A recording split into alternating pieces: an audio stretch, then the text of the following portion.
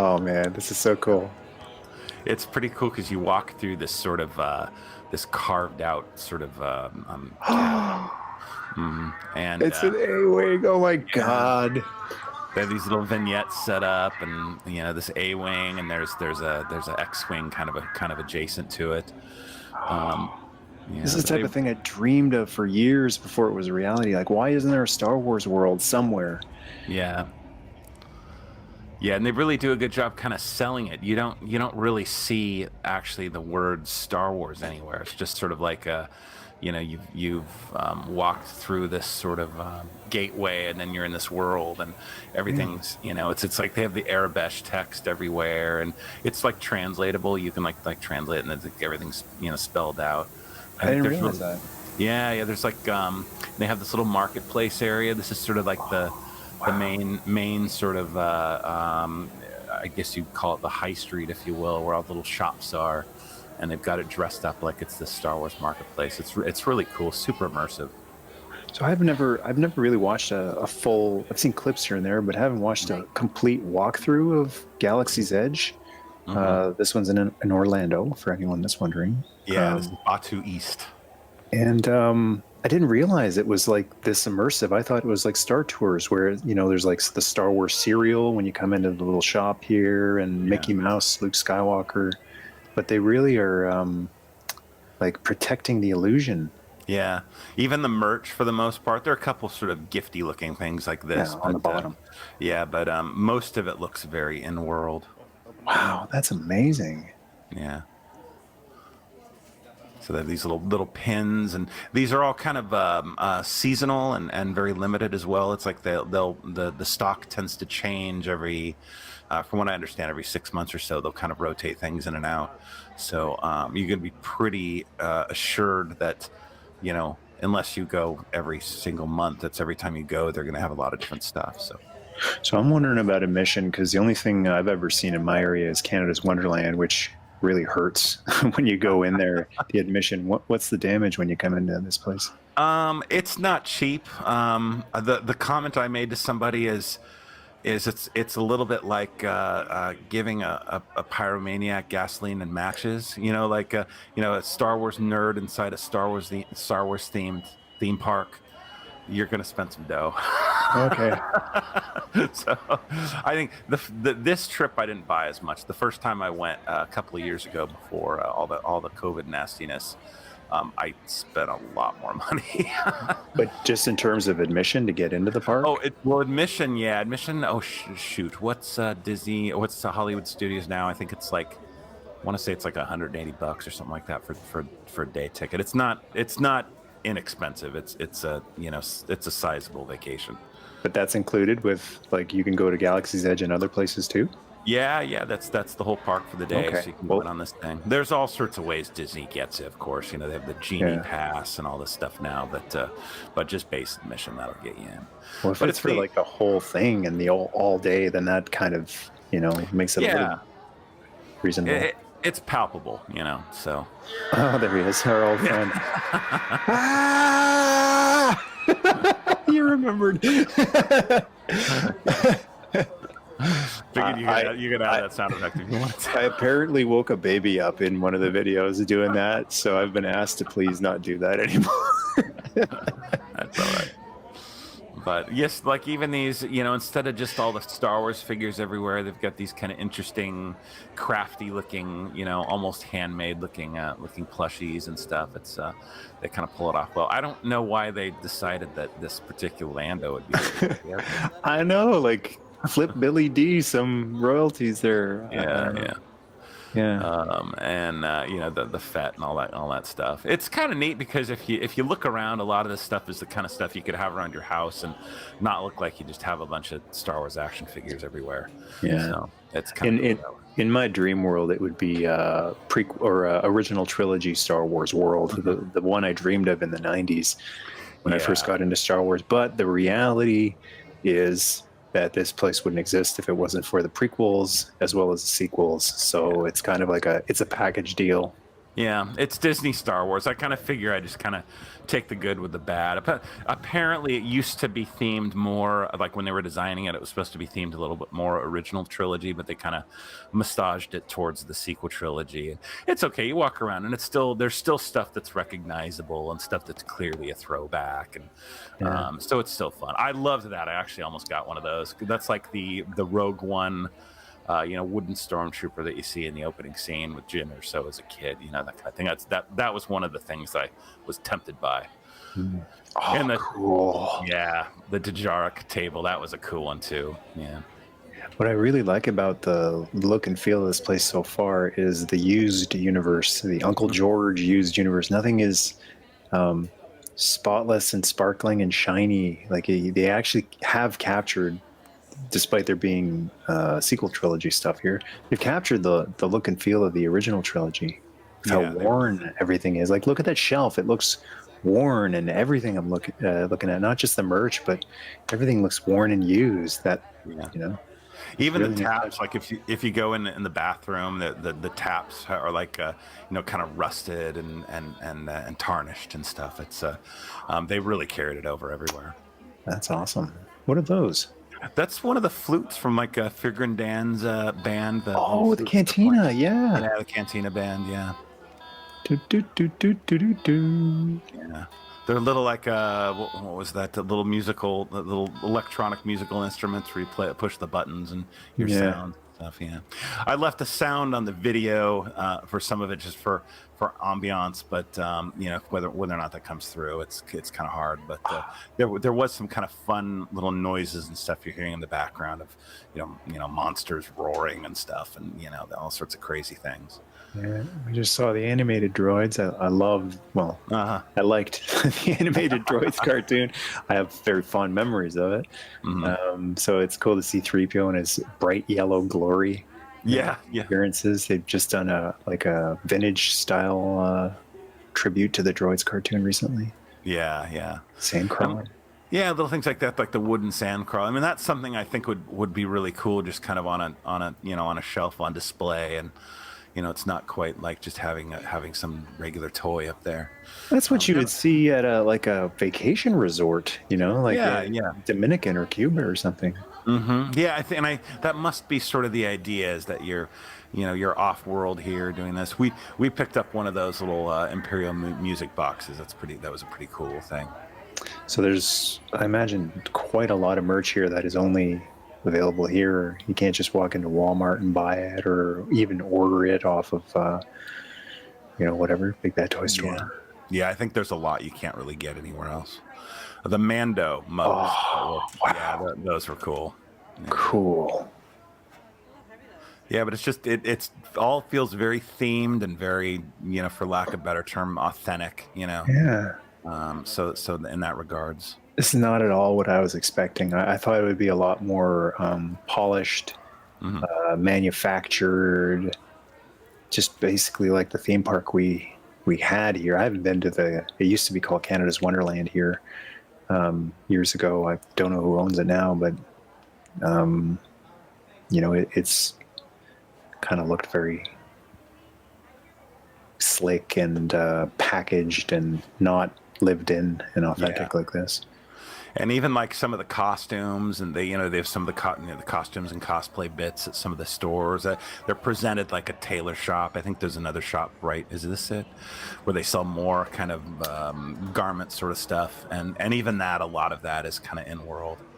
Were any original trilogy actors walking around? Like, can you see Mark Hamill walking around, or even like Dennis Lawson?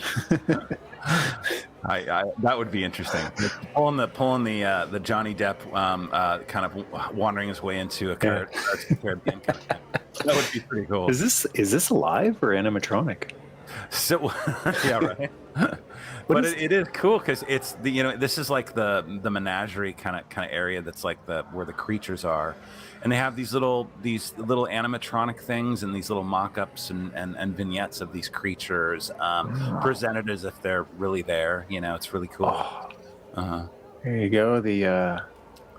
what is it called? Tauntaun, yeah. Yakum, yakum, yakum, yakum. My little toy fox terrier sounds like that sometimes. Yeah. Yakum, yakum, yakum. Oh, these things are everywhere. Progs, Yeah. man. That was one of the stories. You ever hear why they put those things in the second movie, the Last Jedi movie? Was where they were filming in Ireland on the island, they had all the Little birds. puffins. Yeah, they had the puffins everywhere.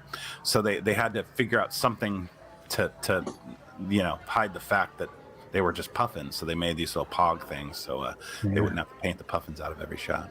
Pretty brilliant, actually. That's the thing that Mark Hamill's son designed, I think. Was it? I think maybe. The cat, yeah. Maybe. I think those are present in the Rebel show, I think. And apparently that's where it's from. Yeah. These little creature busts. Apparently they have new ones every few months or so. This one they have the Rancor and that whatever the cat, whatever the name of it is. But yeah, there's another one of little creatures. Yeah. And so it's like you're looking at a terrarium or something with these things inside. Wow. But it really does kind of sell the illusion. Do they have any Kowankian monkey lizards? They do. Oh, there he is! My favorite, Salacious B. Oh, he's so adorable. Look at him. Yeah. Just love these guys. And I think there's a demonstration here in a second, but they're on this little armature almost that you get able to move their heads and stuff. They're really cool. There's another one with that those Jabba things that was hanging outside of his palace.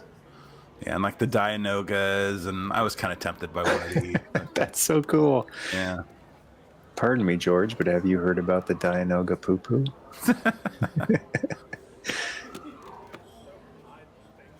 Wow.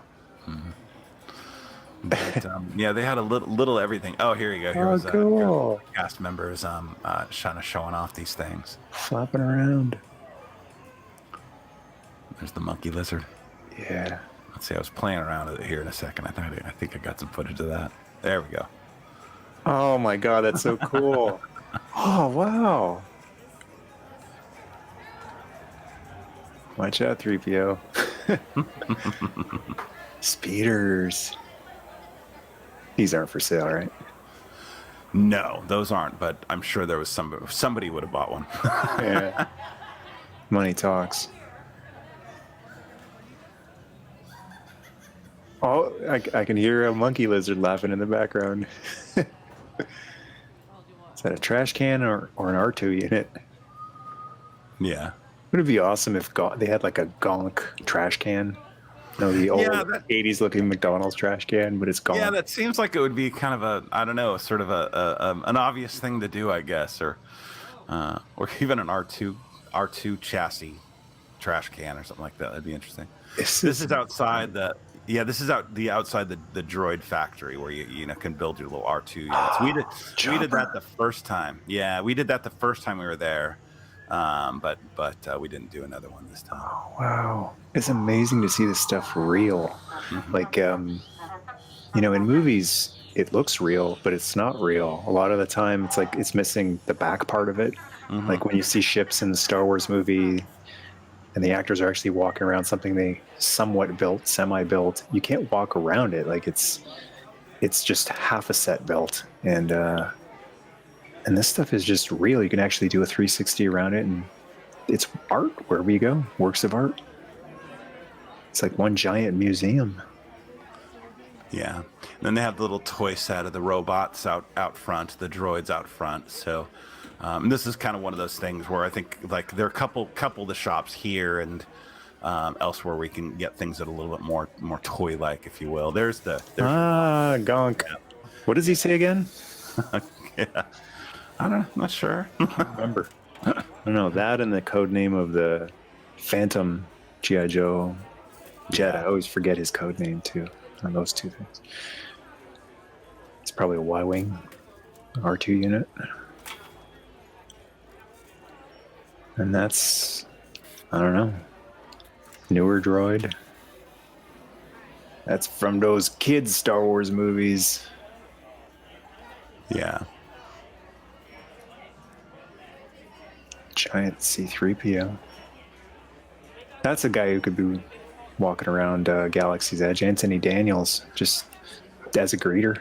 Yeah, it's actually strange. It's one of the things, like they have Wookiees, you know, they have Chewbacca's running around and stormtroopers, but they don't really have any droids walking around. I don't know why that is. Oh, yeah, probably just not practical for how uncomfortable, and you can't put a cooling unit in a droid outfit, I would think.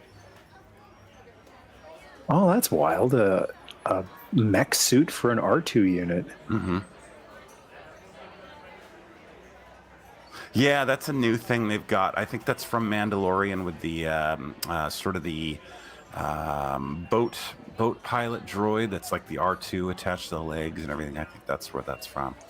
That was what R2 had on him on Jabba's sail barge when he was serving drinks. Just a second ago. Chopper. Ba, ba, ba, ba, ba, ba, ba.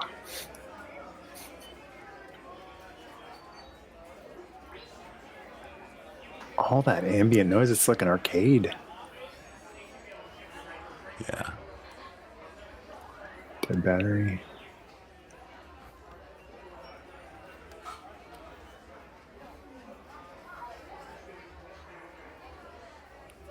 Then they have the Rex. The Rex was another one that was really tempting as well. Wow, that's amazing. Just that site right there, like it looks like Tatooine, or the Jabba's palace area. So the neat thing, you were talking earlier about how kind of immersive it is. That the really cool thing I thought was that nothing really feels like a facade here. A lot of places that we're like yep, yeah, there you go. And you feel like if you walked around it, you'd see the plywood and stuff. This really feels like you're there. That's the cool part. That was originally, I think, supposed to be a big Tidarium shuttle, like from Jedi, but they changed it. Now, the interesting thing in this part is that this is supposed to be like the Imperial Outpost, and so this is the part that looks a little bit more polished and packaged, and that's the cool part. Is it's still really sort of like in world. Awesome. They got the big Falcon there too. Yeah. Is that like a separate thing you have to pay extra to get onto? No, the rides, they have the two rides, the Smuggler's Run, the Millennium Falcon ride, and then there's the Rise of the Resistance. Now, Rise of the Resistance is a hard one because it's hard to actually get on it without doing the Lightning Pass thing, which is like $13 to ride it or something like that. You can wait and get on it. But the Smuggler's Run is one you don't know. It's you can more or less walk onto that one. Oh, the big door. Yeah, the bay doors and all that stuff. And they've got like the all the costume bits and the helmet, and unfortunately you couldn't buy like replicas of the blasters, the more interesting things or anything like that. But I love that they had the Imperial uniforms and all that sort of stuff. It was really cool. I can just see Uncle George walking through this and going, shaking his head and going, "They're bad guys. What are you doing? They're bad. They're killers. Stop trying to be like them." Yeah. Now this thing was pretty cool. This was like a replica of the little ride experience from Rise of the Resistance, the little escape pod and the droid that's piloting your little craft and all that sort of stuff. Wow.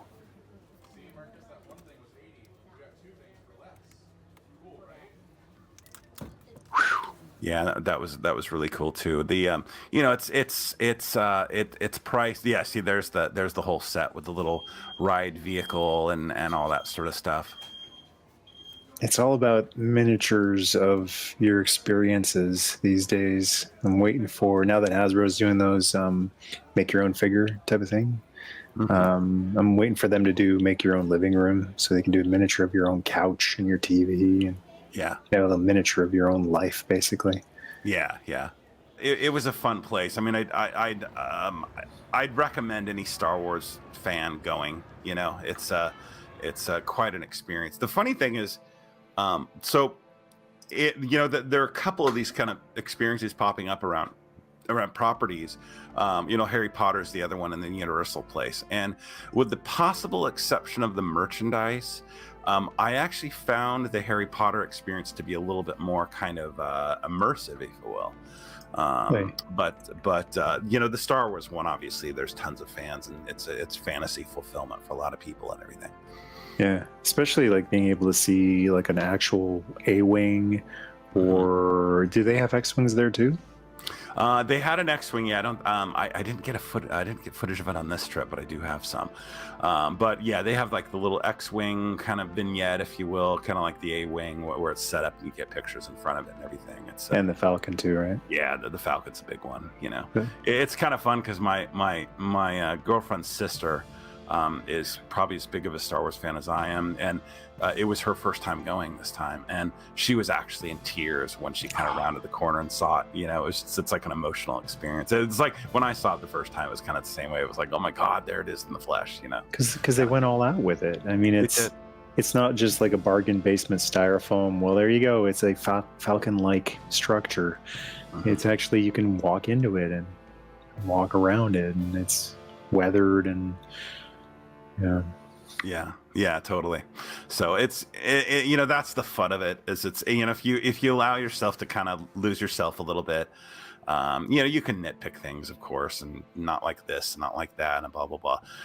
But in the end, if you just kind of allow yourself to kind of fall into the world and fall into the fantasy, and it is a lot of kind of wish fulfillment. I didn't on this trip go into Doc Ondar's. That's the place where you build the lightsabers and you get the lightsabers. There's a line to get into it, and if it hadn't been like 40 degrees and we were sweating our keisters off, we probably would have gone in. But you have to, a lot of times, if you don't have an appointment to get in, you have to wait in a line, and we just didn't do that this time.